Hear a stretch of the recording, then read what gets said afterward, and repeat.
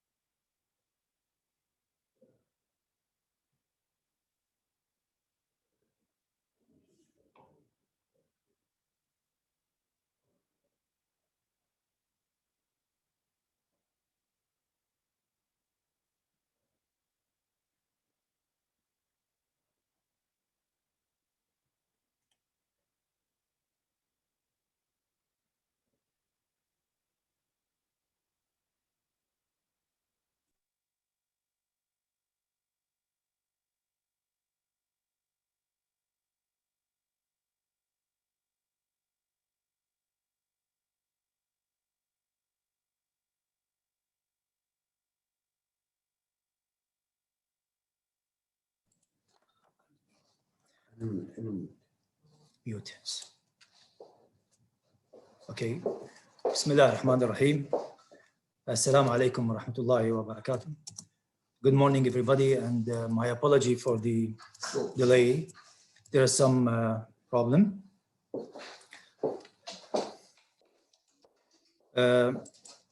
Your Excellency, the patron of this conference, Dr.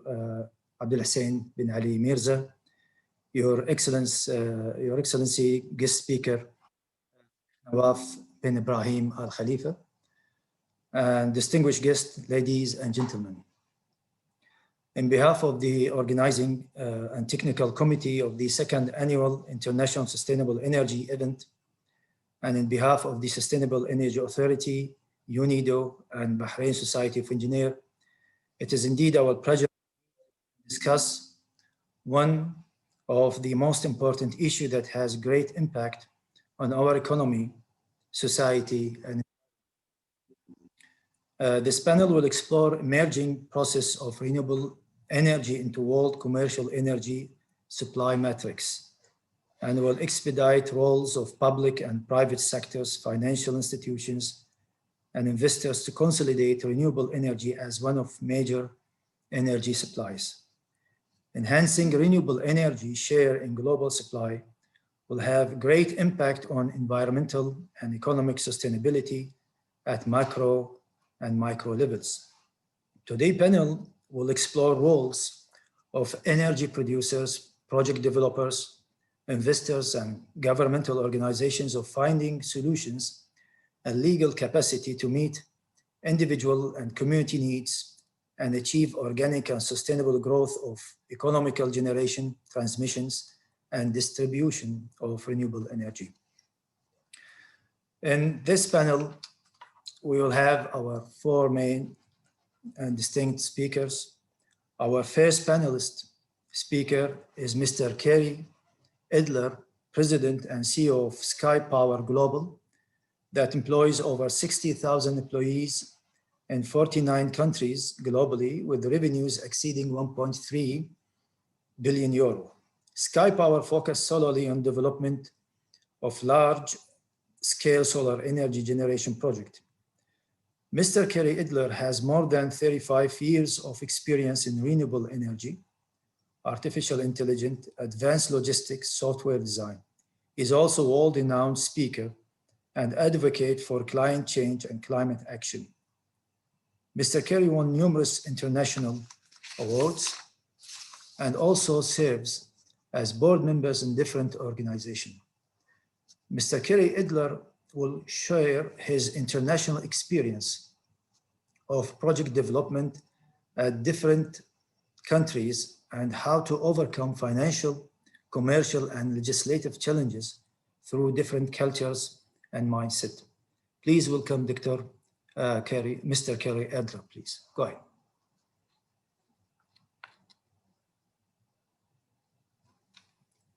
You are on mute, Mr. Kerry. I hope you could hear me now. That seems to be the most common line in the past 14 months is you are on mute. So I hope I am no longer on mute. Can you hear me okay? Yes, yes, indeed. Please go ahead. Fantastic. Well, thank you very much, Dr. Haitham, and thank you, Your Excellencies. This is a rare opportunity that I'm pleased to participate in such an incredible event at such a timely place and at such a timely time in our history. You know, as the world struggles to deal with a pandemic of unfathomable impact and the tremendous loss of life, our hearts go out to all of our colleagues, our friends, everyone in the industry, the world as a whole, and all their loved ones. And I can tell you that with a heavy heart, this has been a time when not only have we seen great loss of life, but also have had a chance to reflect on some of the challenges that currently are faced by humanity, but also the challenges that are ahead. While COVID-19 seems to be at a point where a vaccine is imminent that will arrest the spread of the virus, we are hopeful of that.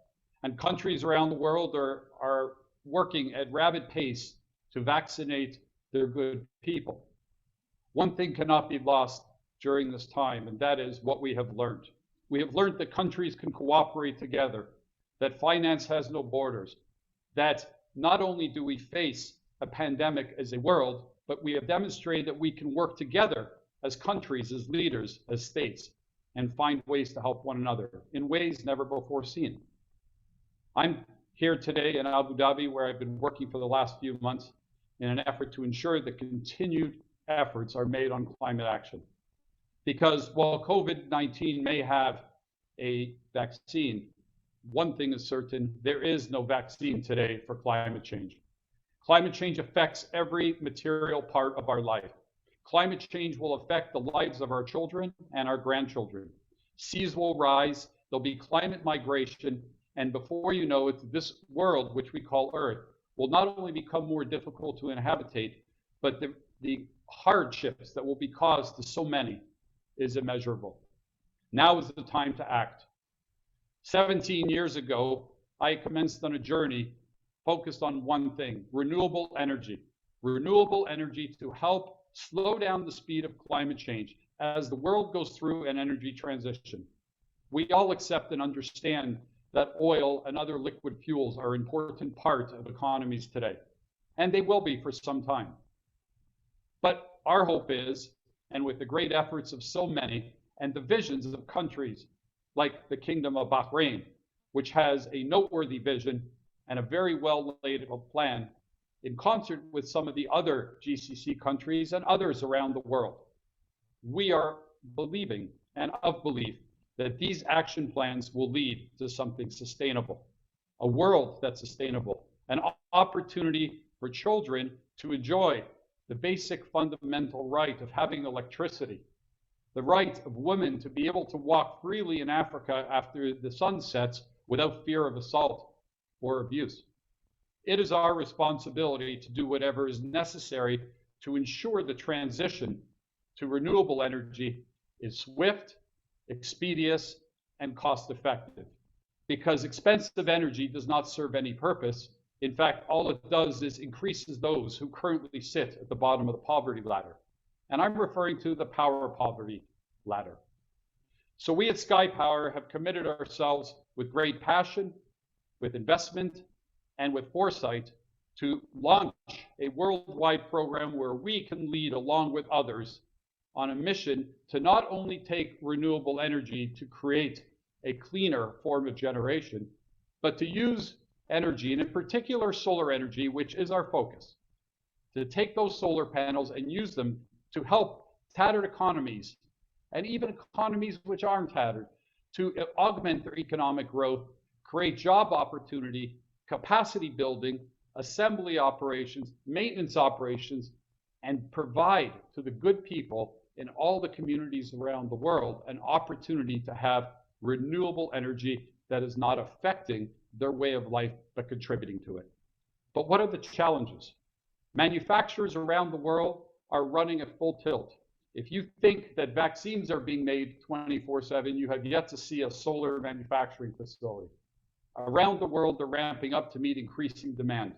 In fact, a small fire in a factory in Shenzhen, China, in last summer led to an impact of 3 cents per watt for solar panels.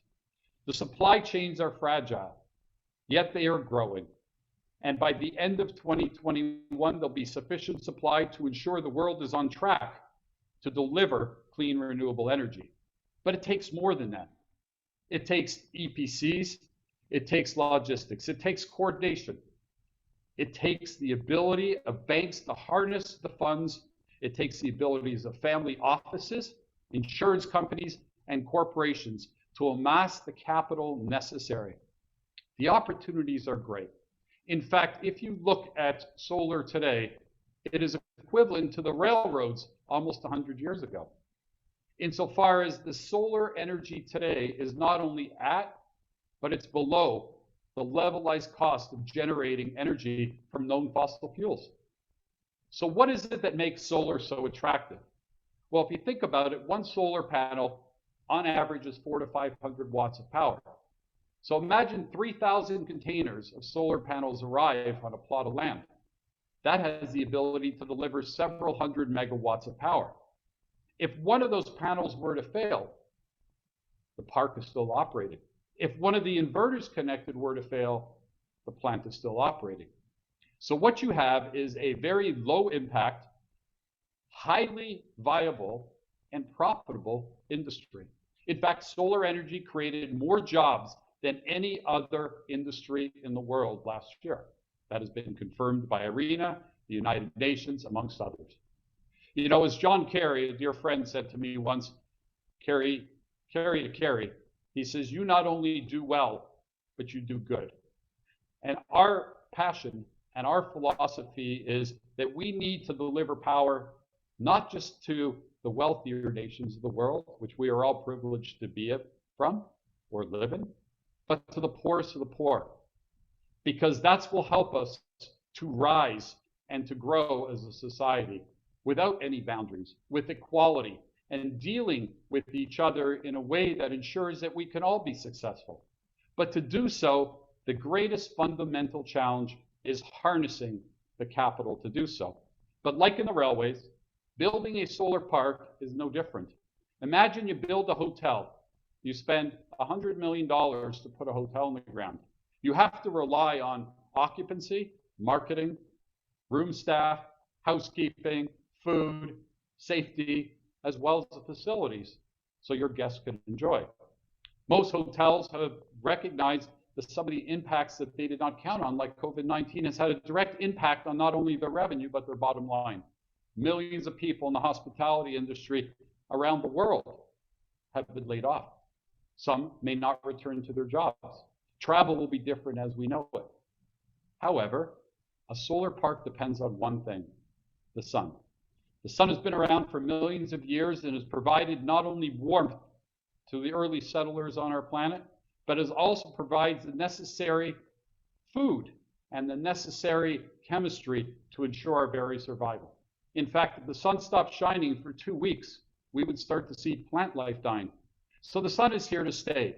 In fact, at SkyPower, we over the past few years have found a way to insure the sun. All of our projects around the world are insured by the biggest insurers of the world. So we guarantee the sun and we have it backed by the insurers.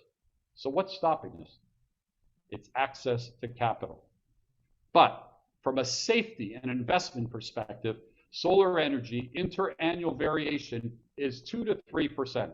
What that means is, equated to a hotel as an investment, 2 to 3% aberration in your revenue per year. There is no hotel that I'm aware of, save a few, that experience 2 or 3% increase or decrease on an annual basis. Most hotels are very volatile. They go between 10, 20% change every year, let alone the life of a hotel, the constant maintenance that's required. So when looking at solar as an infrastructure asset that not only advances the needs of humanity, is a core and critical part of the Sustainable Development Goals, you must look at it as an infrastructure investment that is built and designed for a 30-year life that has the opportunity to return 12, 15, 18% pre-tax levered returns, while providing energy at a cost which is lower than currently available today. It's mesmerizing when you look at countries like India that's providing power to its citizens at 3.5, 4.5 US cents per kilowatt hour, when individuals like me who live in Canada are paying 16, 17 cents for that same kilowatt hour. The opportunity is there. It's what we decide to do with it. If we decide to take the sun and not just use it for energy, use it for job creation, use it as an opportunity to give our children and our grandchildren a future. This is a rare opportunity, and for all of you listening, rest assured of one thing. The sun is going to continue shining. How you decide to harness it to ensure and to help generate a brighter future for the generations to come. I wish you all a fantastic conference. I invite you all to join us in our journey as we continue to finance and build projects around the world. I'm probably one of the easiest individuals to find. It's my email is k@skypower.com. I'm on LinkedIn. Our company is reachable. We're interested in helping countries around the world. Investors, we're interested in helping them and co-investing with them to ensure that brighter future. Thank you so much for your time, and I wish you a fantastic event. And thank you, Your Excellency. This is what an incredible opportunity and a timely opportunity to demonstrate to the world that Bahrain is not only leading in its efforts, but has a mapped out plan, a strategy and a vision that I know you've worked very hard on. And this is going to be a vision that is going to set an example for other regions in the GCC and abroad. And thank you so much for doing your part to help humanity. Thank you. Thank you, Mr. Kerry Adler, for the excellent speech. I would like also to apologize that our main organizer is UNDP, not UNIDO. This is just to make a note. For our second panelist speaker, Mr. Ahmed Ibrahim, CEO of GCC, Interconnection Authority, GCCIA, that is in charge of 400 kV supergrid backbone interconnecting 6 GCC countries comprising about 120 gigawatt installed capacity. Mr. Ahmed has over 30 years of experience in power system, graduated as electrical power engineer, BEC from University of Texas at Austin, and has an MBA from DePaul University and MSc for electrical power engineering from Strathclyde. Mr. Ahmed Ibrahim will share his experience of challenges and opportunities integrating renewable power supplies to regional grid and how it will impact sustainability and environment. Please, Mr. Ahmed, you will have 10 minutes and hopefully that you can shed in a very brief way. Thank you very much. Go ahead, please. Thank you, Dr. Haitham, and good morning, ladies and gentlemen. And I would like to give my regards to His Excellency Dr. Abdullah Mirza, the President of the Sustainable Energy Authority, for patroning this event, which is a very important event in our industry. And also my regards to Sheikh Nawaf Ebrahim, the CEO of EWA, for a very inspiring presentation at the beginning and the opening speech. And also my regards to Engineer Diya Tawfiqi, the President of the Bahrain Society of Engineers and the organizers of this event, for organizing this event. Please, I'm really pleased to be with you in this event. I'd like to share with you today some high-level brief view of the GCC Renewable Development Plans, some challenges, and the role of interconnections and electricity markets in facilitating and maybe accelerating renewable energy integration in the region. In the past years, of course, the GCC countries have generally have rapid economic growth and have had major energy consumption for domestic, for commercial, and for industrial sectors. The regional electricity consumption in the past 2 decades have been growing at an average that reaches 8% a year, meaning that the generating capacity will have to be doubled every decade in the GCC region. Therefore, we can see that the GCC countries are expecting to require over 100 gigawatts of additional power over the next 10 years to meet growing demand. Now, such demanding situations have driven the GCC countries to set up plans for diversifying energy resources and introducing more efficient use of energy. One of the most strategic projects implemented by the GCC countries is the GCC Interconnection Grid. It's a 400 kV, 1200 megawatt super grid. It's a backbone that interconnects all the GCC countries' power grids and is being used for the last 11 years for reserve power sharing, for emergency support, as well as for establishing a power market and trading between the 6 GCC member states. The GCC region is witnessing now the start of an energy transition. This is a global trend and it's catching up in the region. This global trend is witnessed in the GCC through the establishment of large-scale, or what we call utility-scale renewable projects, the development of nuclear power plants, and the development of clean energy and energy efficiency policies and regulations. Accordingly, the GCC member states expect a significant increase in wind and solar generation resources across their respective footprints in the coming years. Some GCC countries, for example, have set very high targets for renewable energy development. One example is UAE, who's targeting to have 50% renewable energy contribution to the energy mix by 2050. Saudi Arabia, also a big player, who targets to develop close to 60 gigawatts of renewable energy within the next 10 years. These are very challenging targets. And these resources differ significantly from conventional generating resources as they do not have any rotational inertia and have significantly reduced contribution to the system short-circuit capacity. They also have a variable and uncertain output that is correlated across the region. So these differences can lead to new operational and planning challenges that have not been encountered before and are made more challenging due to the characteristics of renewables. Those challenges to the existing power systems and grids required changes to our policies, regulations, and effectively all processes to accommodate the new environment. In order to accelerate the development of renewables, we must plan ahead and properly address those challenges. With regard to one of the most important, the technical challenge, one very important area which keeps the system operators awake at night is how those new renewable energy sources will affect system stability and system inertia, especially with high levels of penetration of large-scale, utility-scale renewable plants in the GCC. The variable nature of wind and solar also poses problems for balancing supply and demand on different timescales, from seconds to seasons even, and on the different spatial scales.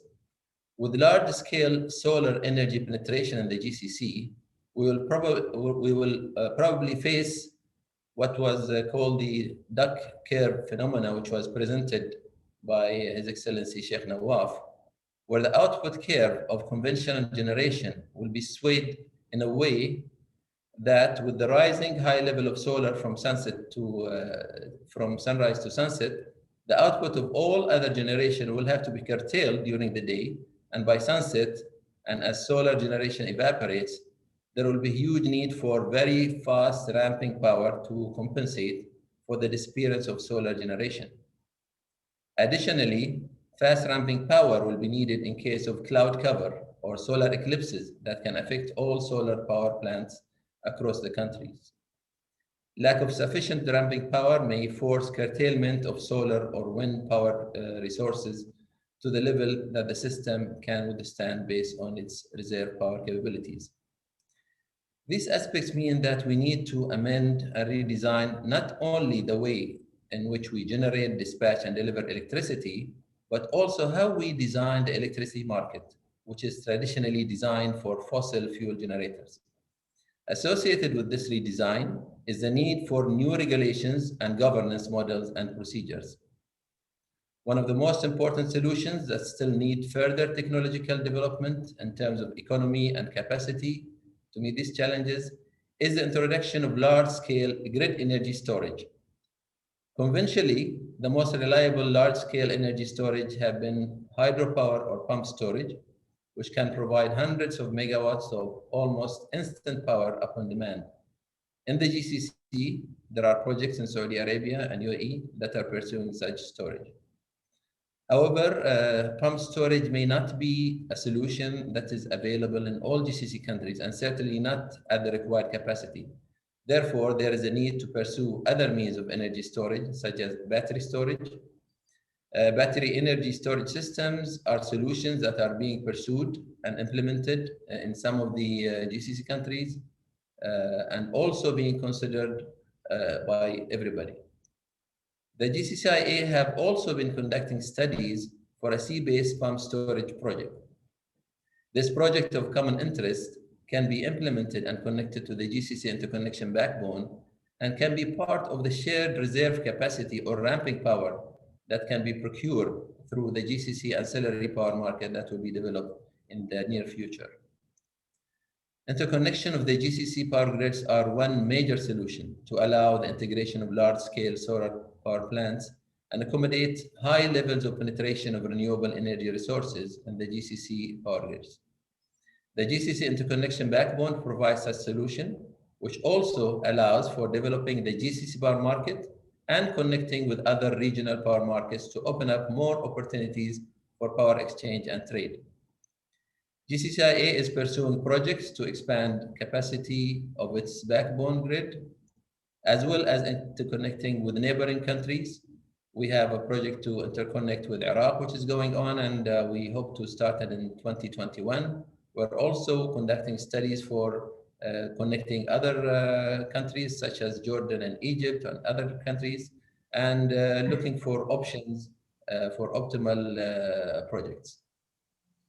So in conclusion, we need to properly plan for a future where renewables become the major part of our generation mix. And in such a future, regional and even global power interconnection, such as the GCCIA power grid, will play a major role in sharing and trading renewable energy in an innovative electricity market structure in the region.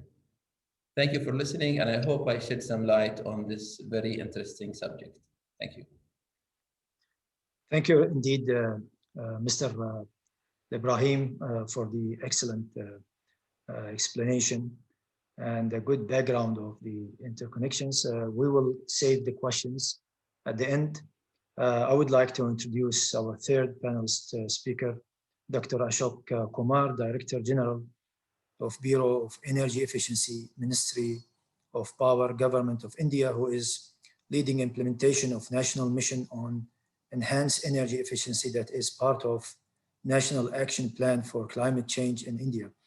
Dr. Ashok Kumar has vast experience and involvement of PAT program It is a flagship program under the mission of energy consumption for energy-intensive industry sector. He has scientific background designing high-field superconducting magnet at National Physical Laboratory, India. Dr. Ashok has received his PhD from University of Delaware, USA, in Energy and Environment Policy and Master degree in Technology of Energy Studies and BC in Mechanical Engineering from Indian Institute of Technology.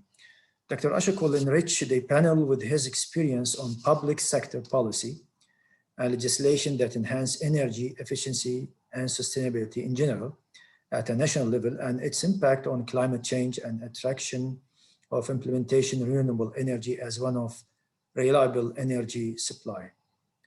Please welcome Dr. Ashok Kumar.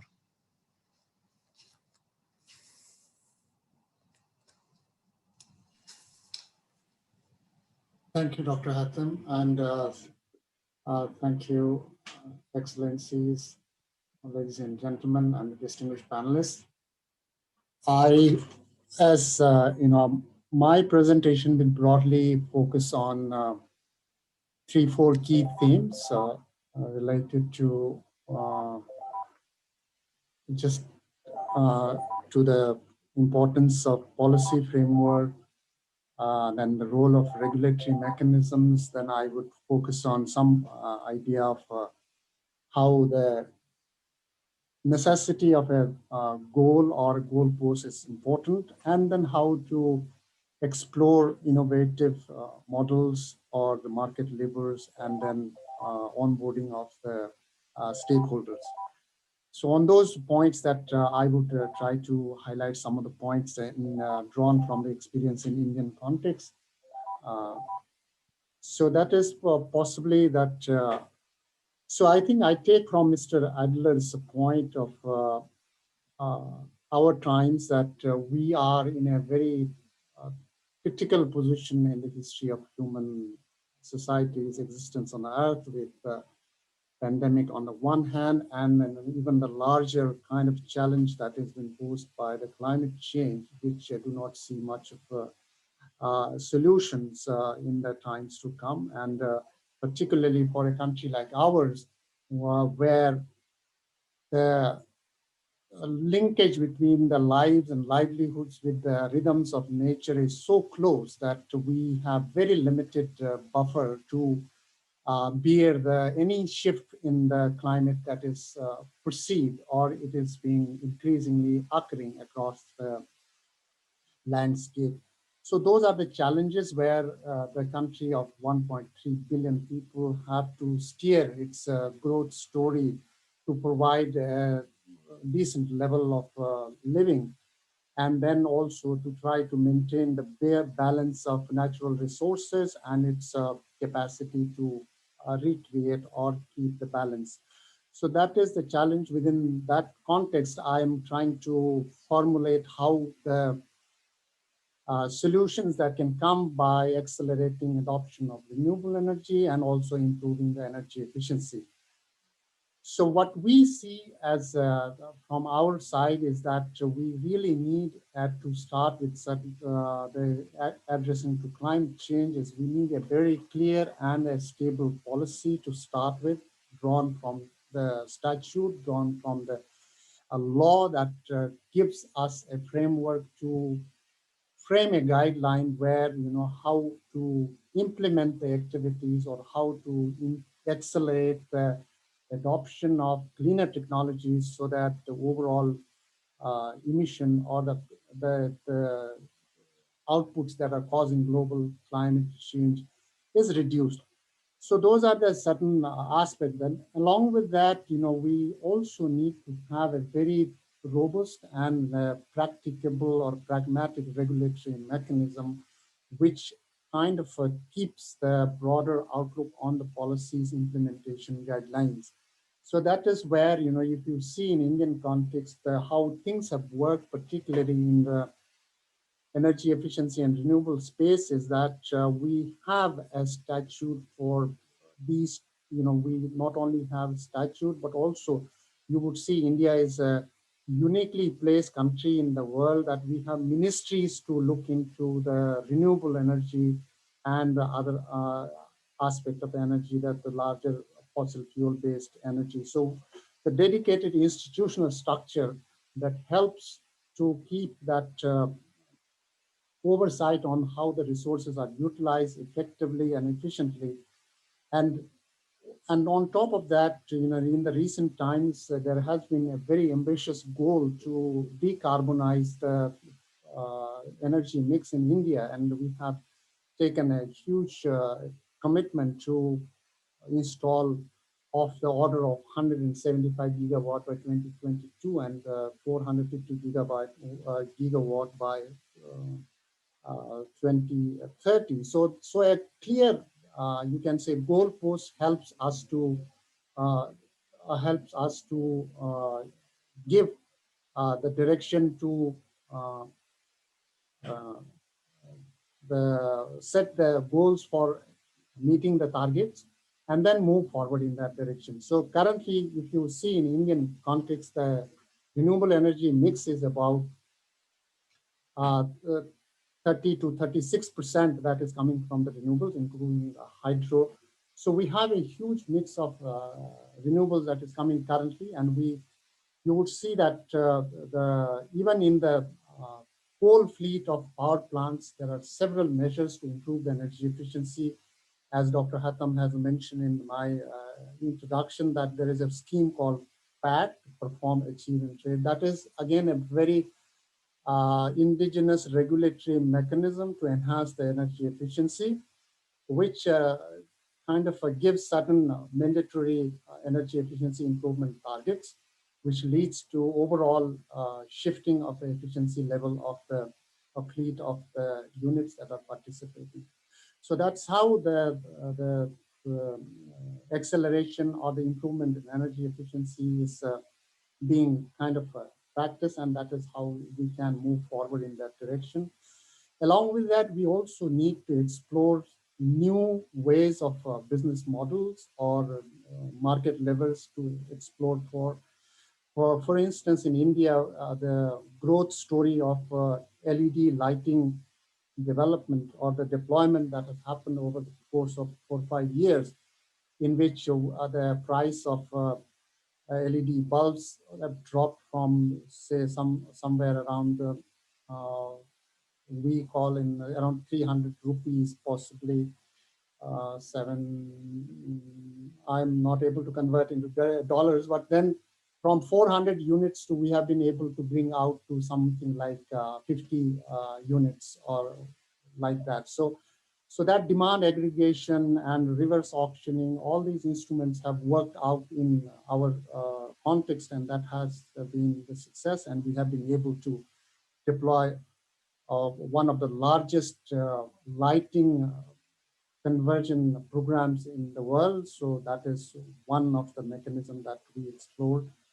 And to a last point that I would like to see in this public space is that it is very important for a public organization or the government to onboard the participants, the private sector or the other key stakeholders in any program that we tend to implement, and then to give them get them into consultation, communicate what the policies and what are the benefits and the costs are. And then also, I think the capacity issue has also been highlighted in the previous presentation, that we also need to have that capacity for the stakeholders to respond to the cause that the government or the national level takes.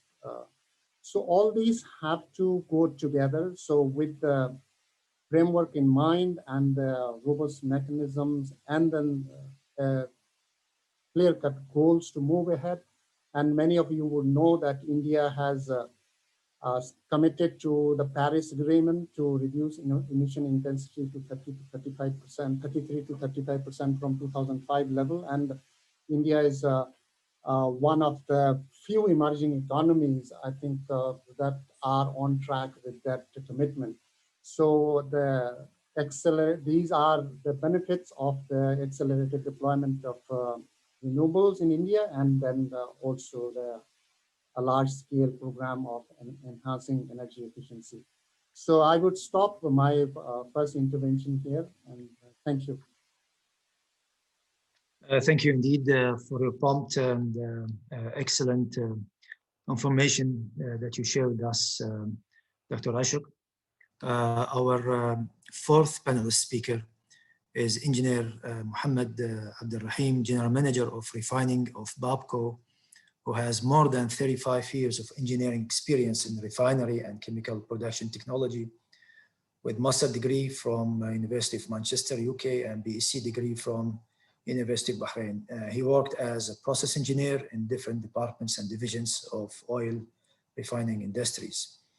Mr. Mahmood Abdulrahim will share his experience operating 5 megawatt photovoltaics plant, describing renewable power generating unit, operation challenges, and the operational reliability for such an intensive and power intensive industry. It is kind of a challenge. We would like to learn from him, his experience. Please welcome Engineer Mohammed Ibrahim.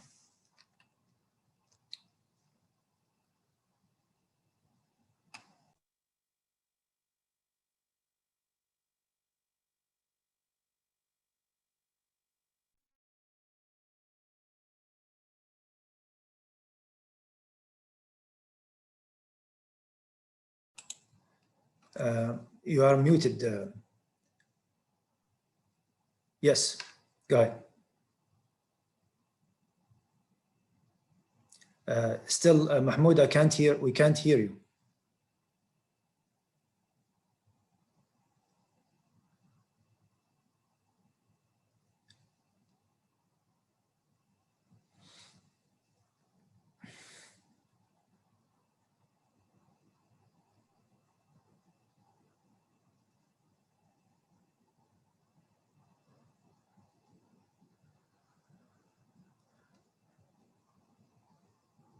Okay, while Engineer Mahmoud doing his technical problem that I faced in the beginning, sorry for that. I would like to ask Dr. Adler, Mr. Adler, about the GCC financing RE projects challenges. What kind of problems do you really have, or what kind of challenges, or there is any kind of incentives? Please go ahead. Sure. Look, I think that financing of solar in a GCC is probably one of the most captive markets in the world, and that has to do with the creditworthiness of the countries, which is why you see in Abu Dhabi and Dubai power prices which are at or below 2 cents per kilowatt hour. Those are very special projects where financial engineering has been used, and I think those are really landmark projects. You know, if you want to look at the opportunities in the GCC, you know, the pricing today, the market price today for renewable projects in the GCC to earn a fair rate of return and to entice investors is in the 3.5 to 4 cent range over the period of a 25 or 30-year contract. That being said, I think that most of the projects that have been financed here have been financed in concert with working closely with the governments and the local banks. We don't see in this region, in the GCC, the need to bring in the DFIs or the need to bring in some of the other funds. Now, that being said, the opportunity for a solar project here, if you insure the sun, the equipment is warranted and insured to operate for 30 or 35 years. Really what you're financing is you're financing the credit risk. So if you have confidence in the credit risk of any of the countries in the GCC, as we do, then really the challenge is not can you get financing, it's what's the cost of financing. So that's in the GCC. The developing countries like Africa, Central Asia, Southeast Asia, and even in India, the cost of financing is so much higher, and which has a direct correlation to the price. And that's because the creditworthiness of the countries. and the challenge we face. In Uzbekistan, we have the first IPP, 1 gigawatt, which is over $1 billion investment, and the cost of capital to build that project, which we're in the process of putting in place, is much higher than you would find in most countries in the world. And that's because they have a double B minus, which is less than, as we know, investment grade credit. So that's the struggle, is getting credit for the developing world. Getting credit and capacity here in the GCC is the only challenge, is the amount of capacity for the amount of energy that's necessary. It's not the cost of the capital. I hope that clarifies your question. Yes, thank you very much, Mr. Adler. Mr. Mahmood, you are with us? Can you hear us, Mr. Mahmood? We cannot hear you. No problem. Take your time. Since we have a little of time, I would like to go to Mr. Ahmed Ibrahim. What are the technical needs to integrate RE in the future in the GCC countries? Please, in 1 minute, if you don't mind. I think the main thing is to deal with the intermittent nature of these renewable resources, and that's why, as I said, the need to have storage is very important. There are storage done now. I think the interconnections as themselves can be storage, and I mean you can store it on the grid by means of trading it with other countries and maybe getting it back afterwards. And you can do that in kind and in cash. So trading on the grid is one part that you can resolve this. You can have storage to accommodate this kind of intermittent nature. And there are technical solutions that are being implemented all over the world that we need to employ here also in the GCC. Thank you very much, Mr. Ebrahim. One more question to Dr. Ashok. How you encourage private sector to invest in RE energy in your part of the world?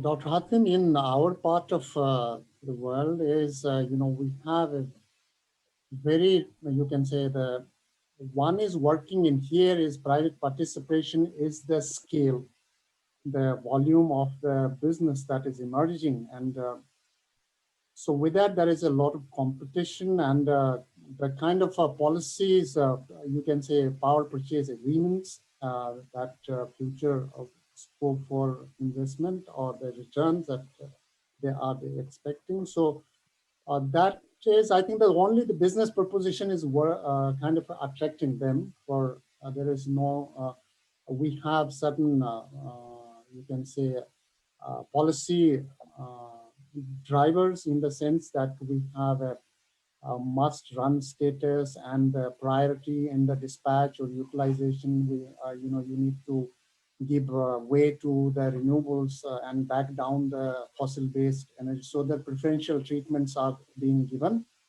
And on top of that is, I think the larger scale is working on our favor, and that's how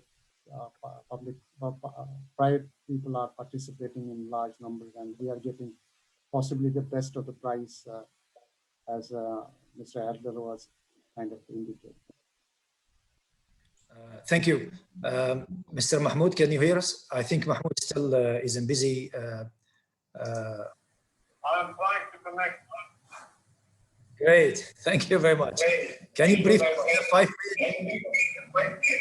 Can you hear me now?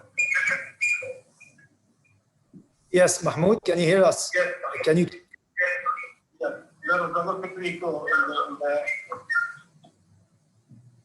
But anyway, gentlemen, I apologize for what's happening, although I have done everything possible yesterday, today to avoid this problem, and this is happening again. I'll try to summarize this and make it short.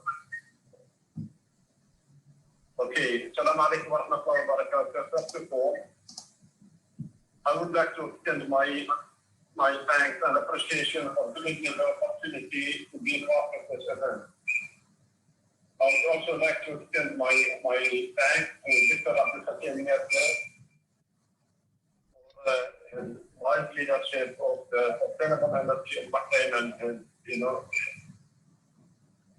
and for patronizing this event. Now, just allow me please to briefly talk about the project that we have embarked on BAPCO a few years ago, which is considered to be the major project that happened in Bahrain in the field of sustainable energy. About in 2014, we have installed the solar panel in Bahrain, and this whole project consisted of 20,800 solar panels distributed in the refinery, BAPCO refinery car park, the Awali, which is the township of BAPCO, the offices and the car park, and the Bahrain University. The project was in line with the wise leadership and the target of the renewable energy to reach 5% renewable energy to the country energy generation by 2025 and 10% by 2035. Okay, so the project scope was approximately, in fact, was in excess of $20 million. And the whole project capacity was 5 gigawatts. So the benefits, as we all can see, is not economical. Okay, there is some economic advantage behind it, but the main economic is the true reflection of our corporate social responsibility to the Kingdom of Bahrain and the whole world. In addition to that, it is a major reduction in the CO2 emission footprint.